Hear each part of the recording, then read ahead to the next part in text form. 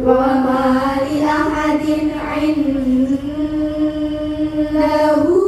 min ni'matin tujza illa batigha'a wajhil a'la wa la sawfa yarda. Shadaqallahul azim.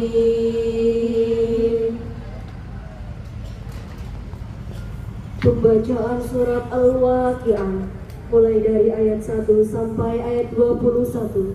Wal amati lan wadon amat indal ajaribi ing dalem sandinge piro-piro wong lanang liya iku jami'ul badani sakabehane badan wa inda maharimihima lan ing dalem sandinge piro-piro mahrome ula lan amat wan nisa'i lan ing dalem antarane piro-piro wong wadon iku ma'amata baina surati ing dalem antarane wudel warubati lan jempol.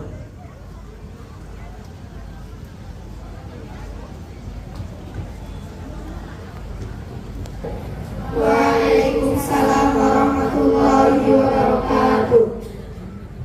Alhamdulillah, puji syukur kehadirat Allah Subhanahu wa Ta'ala. Karena satu dari syarat sholat kan untuk aurat. Dan seperti apa batasan-batasan aurat perempuan dalam sholat? Silakan, ada yang bisa menjawab pertanyaan dari Mbak Diana? Saya izin menjawab, Mbak. Silakan, Mbak Elena. Hal ini terdapat pada kitab Kasyfatus Saja halaman 51. Bismillahirrahmanirrahim. Wa auratul hurrati ay kamilatil hurriyati wa mithluhal khunsa fis salati jami'u badaniha ma siwal wajhi wal kafaini ay dhahran wa batnan ilal kaumaini fala yajuzu satruhuma. Di sini dijelaskan aurat perempuan merdeka dalam sholat. Aurat perempuan merdeka begitu juga khunsa tangan, maka tidak wajib menutup wajah dan kedua telapak tangan. Saya mau meyakinkan pemahaman saya. Terkadang saya melihat teman saya sholat dengan menggunakan mukena potongan, tapi ketika dia ruku auratnya terlihat dari bawah. Nah, kalau begitu sholatnya menjadi batal gitu.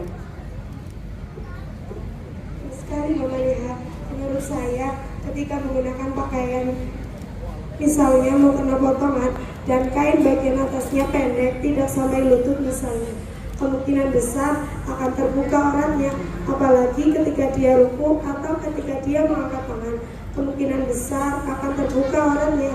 Dan terbukanya aurat ketika dia sholat itu berarti dapat membatalkan sholat.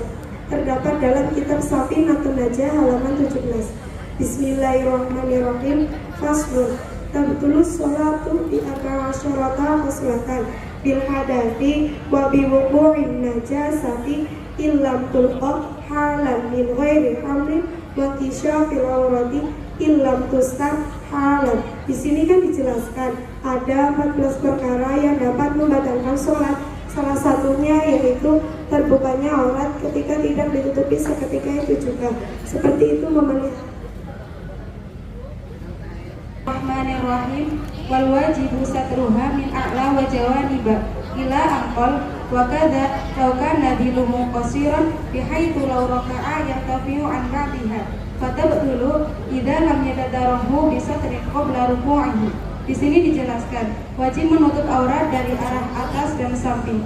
Demikian juga ketika ujung baju atau bagian bawah bajunya pendek dan ketika ia ruku sebagian auratnya terbuka, maka sholatnya batal ketika tidak segera menutupinya sampai ia benar-benar ruku.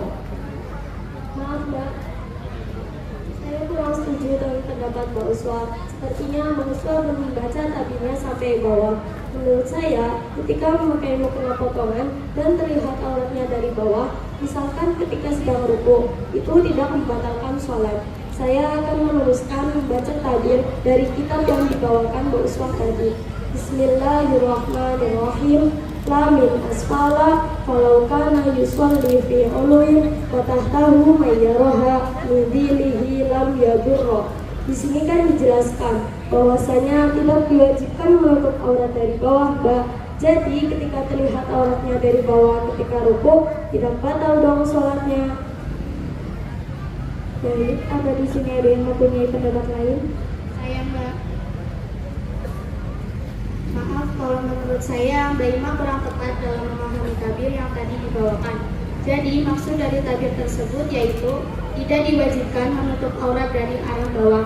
Ketika ia sedang sholat di tempat yang tinggi dan di bawah tempat tersebut terdapat seseorang yang bisa melihat auratnya dari bawah, maka itu tidak membatalkan sholat. Seperti itu Mbak Ima. Saya ingin tambahkan Mbak. Dari hadis Nabi Sallallahu alaihi wasallam. dalam kitab Bulughul Maram halaman 46. Bismillahirrahmanirrahim. Wa an Aisyah radhiyallahu anha anna Nabiyya Sallallahu alaihi wasallam. qala la yaqbalu sholata haidin illa bi khimarin wa khamsah ila nasa'i wa sahahahu Ibnu Huzaimah. Yang dimaksud dari hadis tersebut yaitu tidak diterimanya sholat orang yang sudah balik kecuali dengan penutup kepala atau himar. Nah, maksud dari penutup kepala di sini yaitu pakaian yang digunakan untuk menutup kepala dan juga aurat yang lain. Bagaimana melihat sudah bisa dipahami terkait sholat menggunakan mukena potongan? Alhamdulillah sudah Mbak. Ada yang mau bertanya lagi? Jadi, ketika menggunakan mukena seperti itu dan tidak sampai menutupi bagian bawah dagu, maka sholatnya menjadi batal karena ada sebagian aurat yang terlihat. Bagaimana Mbak Ila? Sudah cukup jelas? Alhamdulillah sudah Mbak. Ada yang mau bertanya lagi? Silakan Mbak Diana. Mbak, kalau pakai mukena parasi jenisnya yang terlalu tipis sampai terawang atau terlihat warna kulitnya itu bagaimana Mbak? Mungkin dari pemateri bisa menjelaskan. Kalau memakai mukena parasit atau mukena yang terlalu tipis sampai terlihat warna kulitnya, maka tidak diperbolehkan Mbak. Terdapat dalam kitab Kasyifati saja halaman 49. Bismillahirrahmanirrahim. Wa talisu satrul aurati bijirmin tohirin yamna'u ru'yata launil basyarati bi an la yu'rafa bayaduha min sawadiha fi majlisi takhatubi liqadirin alaihi walau bi i'aratin aw ijaratin. Di sini dijelaskan syarat sahnya sholat yang ketiga yaitu menutup aurat dengan penutup suci yang dapat menutupi warna kulit. Sekiranya tidak terlihat warna putihnya atau hitamnya di dalam satu majlis ketika sedang bercakap-cakap, bagi orang yang mampu menutupnya walau dengan meminjam atau menyewa. Salah satunya adalah menutup aurat. Batasan aurat perempuan dalam sholat yaitu seluruh tubuh kecuali wajah dan telapak tangan, baik dohir maupun batin sampai pergelangan tangan. Dan ketika memakai pakaian atau sesuatu yang digunakan untuk sholat seperti halnya mukena, dan aurat terlihat ketika rukuk atau sujud atau bahkan sampai terlihat warna kulitnya, maka sholatnya batal jika tidak ditutup seketika itu juga. Dan solusi ketika kita menggunakan mukena potongan, sebaiknya juga menggunakan baju atau pakaian yang dapat menutupi aurat. Kemudian ketika menggunakan pakaian atau mukena yang tidak menutupi bagian bawah dagu juga dapat membatalkan sholat. Baik, terima kasih untuk kesimpulannya. Terima kasih Mbak sudah menyempatkan untuk mengikuti syawir. Apane takriban kira-kirane wa qalu muddatihi utawi kiri-kirike mangsane haid iku yaumun sedina wa lailatul lan sawengi wa aksaruha utawi ake-ake mangsane haid iku khamsata asyara 15 apane yauman dinane wa ghalibuha utawi kapra-kaprae mangsa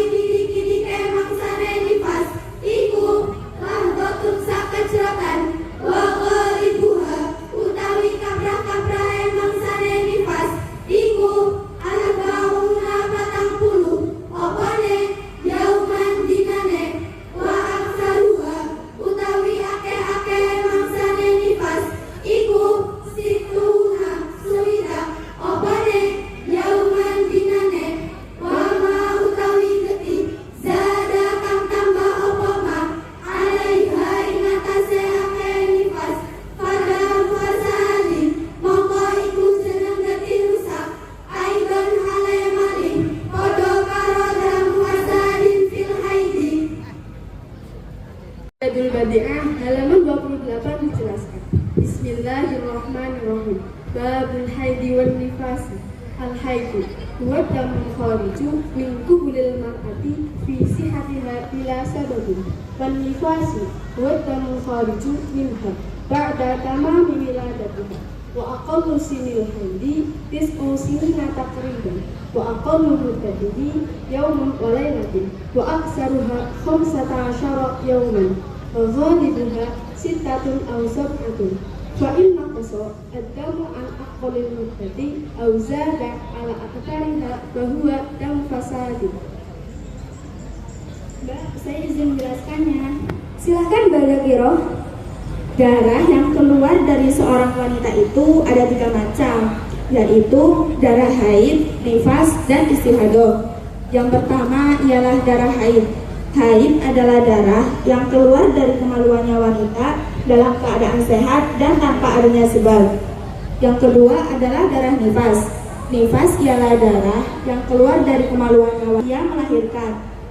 Dan yang terakhir adalah yakni darah yang keluar dari kemaluannya wanita di selain hari-hari keluarnya darah haid dan nifas. Usia minimal haid kira-kira 9 tahun. Dan paling sedikitnya haid itu 1 hari 1 malam atau 24 jam. Paling banyaknya haid itu 15 hari. Sedangkan umumnya haid itu 6 atau 7 hari. Berbeda dengan nifas. Nifas paling sedikitnya 1 tetes. Umumnya 40 hari. Dan paling banyak 60 hari. Mbak, saya kan haid 15 hari, tapi darah yang keluar terputus-putus. Hari pertama keluar 6 jam, hari kedua 4 jam, di hari ketiga darah itu berhenti, lalu mulai keluar lagi pada hari ke-7 sampai hari ke-15, tapi hanya sekitar 2 jam per hari. Jadi bagaimana saya menghitung darah yang terputus-putus itu, Mbak? Silakan dari Mbak-Mbak yang ingin menjawab pertanyaan dari Mbak Salsa. Silakan Mbak Syafa. Begini Mbak Salsa, cara menghitungnya adalah dengan menjumlah total darah yang keluar. Hari pertama kan keluar 6 jam, hari kedua keluar 4 jam, jadi total darah yang keluar 10 jam. Lalu darah berhenti. Saat darah berhenti, maka kita tunggu dulu. Dan ternyata darah keluar lagi di hari ke-7 sampai hari ke-15 selama 2 jam per hari. Kalau dijumlah berarti 18 jam. Total semuanya 10 ditambah 18 sama dengan 28 jam. Karena totalnya lebih dari 24 jam, maka semua darah itu dihukumi haid. Walau keluarnya terputus-putus sesuai dengan referensi yang tadi dijelaskan oleh pemateri.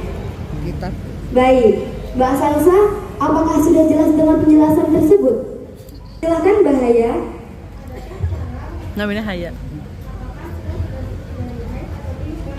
Barangkali dari Mbak Musyairat ada yang ingin menjawab pertanyaan dari Mbak Haya? Saya Mbak, Silakan Mbak Maulida. untuk mengetahui bahwa kita telah suci dari haid ada 2 cara. Yang pertama itu bisa diketahui dengan keluarnya cairan putih. Yang kedua bisa diketahui dengan keringnya tempat keluarnya darah dan tidak terdapat sedikit pun darah atau cairan keruh kuning-kuningan. Jika seseorang sudah melihat salah satu dari 2 tanda tersebut, maka wajib baginya untuk mandi. Al-Ibana wal-Ifadah halaman 33 dijelaskan. Bismillahirrahmanirrahim.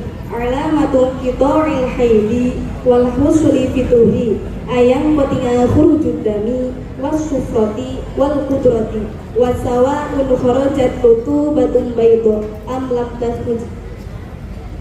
Mbak, saya ingin menambahkannya. Silakan Mbak Syifa. Untuk lebih memudahkan mengeceknya, kita bisa menggunakan kapas dengan cara menyeka kapas ke dalam farji. Jika pada saat kapas dikeluarkan sudah tidak ada noda sedikit pun, maka itu sudah dinamakan suci. Namun, apabila masih ada sedikit bercak-bercak kekuningan, maka itu belum bisa dikatakan suci. Wajib dimulai dengan niat dalam hati yang diucapkan saat air pertama kali mengenai badan. Niat mandi suci dari haid atau nifas itu Bismillahirrahmanirrahim. Nawaitul husla li raf'il hadatsil akbari minal haidi atau minan nifasi fardhon lillahi ta'ala. Adapun bagian tubuh yang wajib dibasuh saat mandi wajib meliputi seluruh tubuh, mulai dari rambut kepala termasuk kulit kepala dan bagian bawah rambut harus terkena air secara merata. Bagian-bagian yang tersembunyi juga tidak boleh terlewat, seperti ketiak, sela-sela jari tangan dan kaki, pusar, belakang lutut, serta lipatan-lipatan tubuh lainnya, termasuk bagian yang terlihat saat duduk atau jongkok. Bagian luar telinga dan lubang hidung juga tidak boleh terlewat.